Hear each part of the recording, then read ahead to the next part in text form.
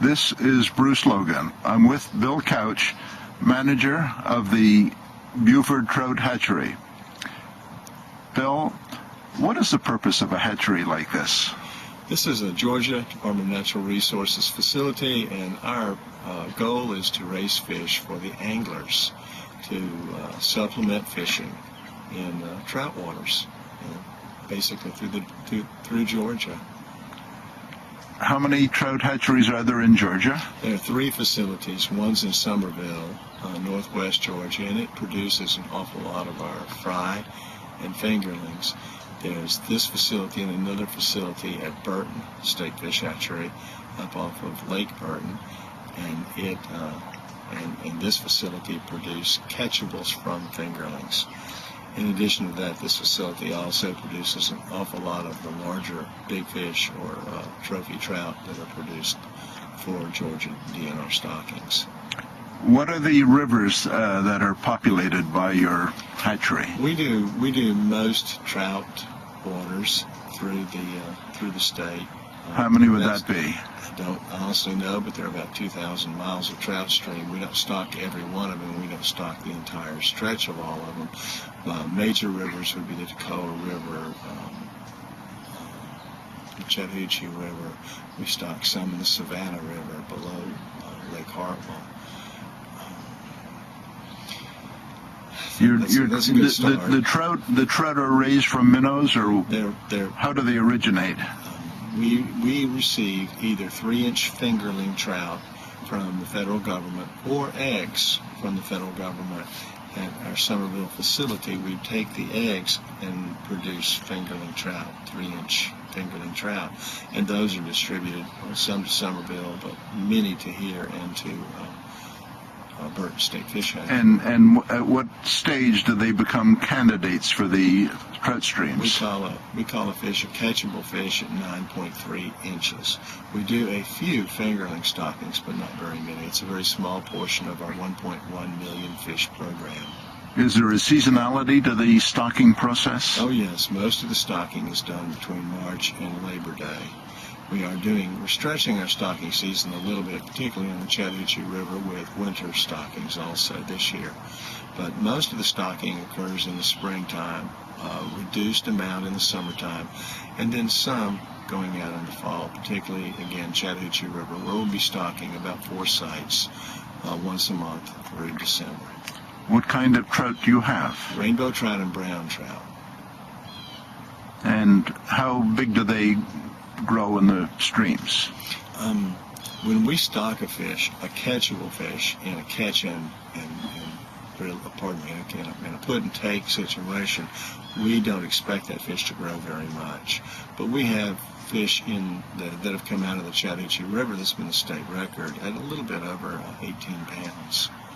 So trout in Georgia can get quite large. I would say in other areas where the water's quality is probably a little bit bigger, they will get bigger, but we've got some trophy trout in Georgia. What are some of the challenges in managing a trout hatchery? You mentioned water is a very important issue. This facility is particularly troubling, but of late we've had drought issues. Our North Georgia facility at Burton has been plagued by hot summers and low flows for the last couple of years. And because we're a program, there's spillover to here. We've taken their fish three out of the last 3 years during the summer to try to make sure that they could get that we could get our fingerlings through into the fall when we can raise them. This year has been the best year of the last 3. This facility is a little bit different than most others. Our facility gets its water out of the Chattahoochee River, which comes almost immediately out of Buford Dam, just about 1.5 miles upstream. And during the fall of the year, we have problems with water quality. When the water goes anoxic on the bottom of Lake Lanier, metals become soluble, and it gives us real fits with keeping fish alive. We have to do all kinds of funny things. And it also causes a lot of other problems. Because we recirculate to avoid metals in our water, we increase our chances of getting parasites, and we have more problems with parasitic diseases. If you're an aquarist, you might know ick. And tell me, about some of your background. Where are you from originally? Well, I was born in South Carolina, but moved to Georgia. Made the conscious decision to move to Georgia at 6 months of age, where I was living with my parents. I went to school Whereabouts in Georgia? Atlanta. I went to school in Atlanta, graduated from Northside High School, attended a junior college, wound up in the service for a couple of years, was a Marine, and then went to the University of Georgia when I came out. Finished with a BS and taught high school for a couple of years, both in Atlanta and Morgan County. I came back to school at the University of Georgia again, the Warnell School of Forest Resources. Took a degree in fisheries biology and was offered a job here at the hatchery. And sometime in the early 80s, I think it was March of 1982. What was the story of your coming to the Department of Natural Resources? I had worked with a former manager, Tim Hess, on a couple of volunteer projects, one in North Georgia and one in Lake Oconee, and I got a call out of the blue from Tim offering me a job at minimum wage. I declined verbally, but agreed to come talk to Tim, and by the time I talked to him, I said, I'll come up there and work for minimum wage. But you were in graduate studies then at the University of Georgia. I was a graduate student, that's correct. And my wife and major professor didn't like it at all. I took the job anyway, came up here, ultimately finished my degree, and but before I did that, Tim left to become the assistant chief of fisheries, and I was hired to be the hatchery manager. October of 1982. And what would you consider some of your greatest accomplishments here? Well, we've gone from being a fish production facility to a multi-use facility where we have bird trails, we've got geocaching on site, we have meetings, fishing events.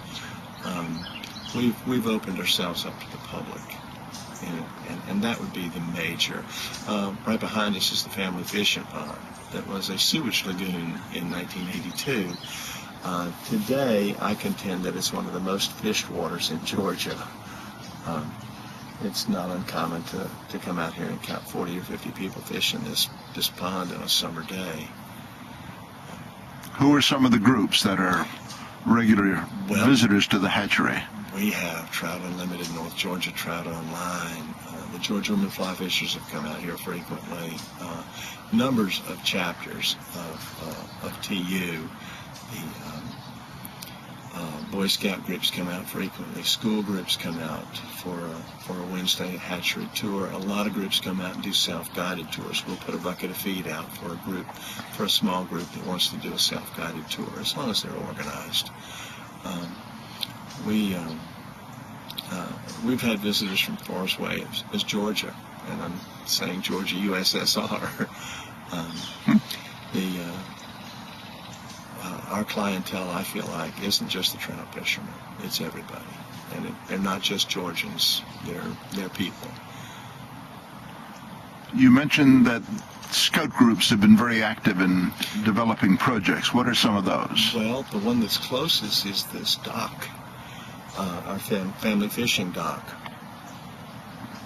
That was done by Zach Ledbetter quite a number of years back.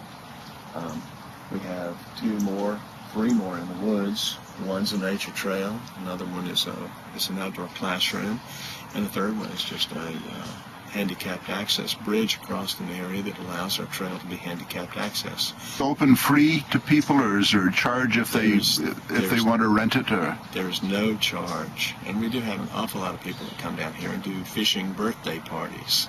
Oh, really? Here at the hatchery. Sure, a kid. If you're a parent of a kid that likes to fish and you want to promote that, we're willing partners. How does someone set up a fishing birthday party? They call and ask. They have to get here early, but What do you mean by early? They have to make sure everything here is first come, first serve.